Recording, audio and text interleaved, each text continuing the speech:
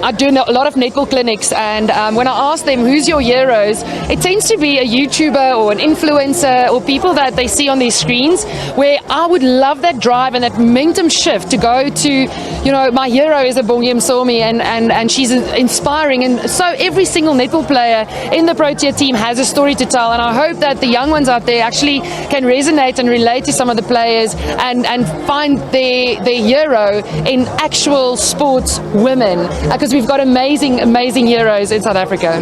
The one thing about 2023 is about the women in sport in South Africa. We saw the Under-19 Cricket World Cup. We saw the Senior Women's T20 World Cup. We know that Banyana are going to a World Cup.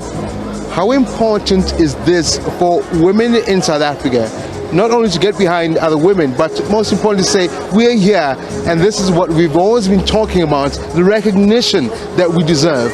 I hope that this Netball World Cup will do what the 1995 Rugby World Cup did for rugby.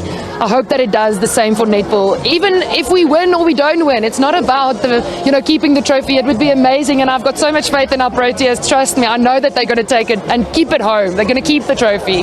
It's just a matter of knowing that this whole World Cup and what it means to the sport, like you said. I think now the people are going to start recognizing netball as a real sport, in the sense that we are the most participated women's sport in South Africa. So it's time that people know who our captains and our players are, and it's time to know that netball is here and has been here for many generations, and it's going to stay for many generations. So you might as well jump on the netball train.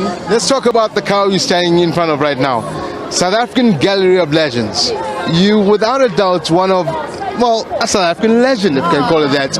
And when you think about what this means in respect to these women that will be taking part of representing the country, how important again to get this recognition? Because in 10 years' time, when we're all gone, 50 years' time, there must be some sort of remembrance that about the likes of yourself. Yes, you stopped playing, but realistically, you flew the flag for South Africa.